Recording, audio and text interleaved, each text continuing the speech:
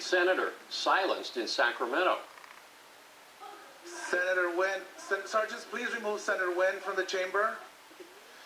Southern California Republican Janet Nguyen was escorted off of the floor this morning after criticizing a late colleague over his opposition to the Vietnam War. She was apparently speaking out of turn, but critics tell our Kit Doe tonight the whole thing seems out of order. Kit? Yeah, you know, the distrust, the hatred of the communist government in Vietnam runs very deep here in this community, especially here in the heart of Little Saigon. So what happened in Sacramento today just started to get on the radar of a lot of people here, and it's got a lot of folks shaking their heads.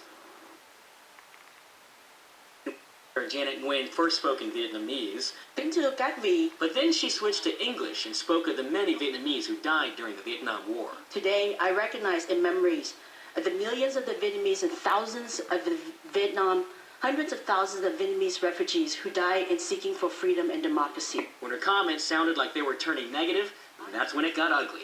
On Tuesday, you had an opportunity to honor Senator Tom Hayden.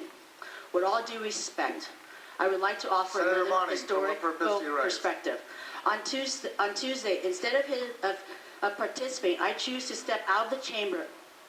After they cut off her mic, Senator Nguyen continued on, while the presiding senator, Ricardo Lara, spoke over her for about 1 minute and 15 seconds until this. Please have Senator Nguyen take a seat. She is out of order.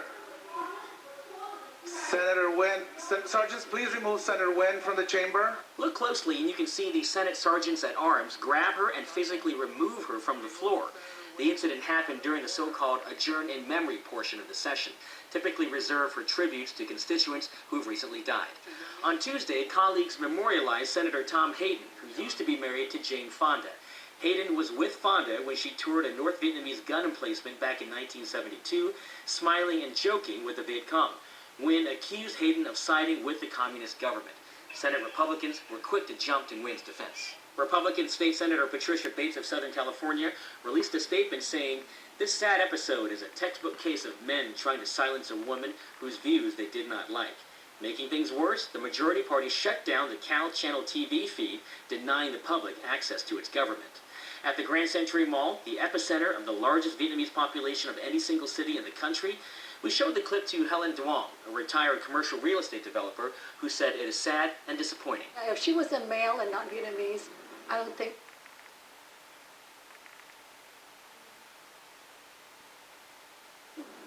they would just let it pass. Senate Pro Tempore Kevin De Leon quickly released a statement saying, in part, the removal of a senator can and should be an absolute last resort, and I've instructed staff to ensure that we have clearly and specifically communicated House rules and procedures to every senator to avoid future interruptions to the workings of the Senate. I will also be conducting an internal review to find out exactly what happened today and why.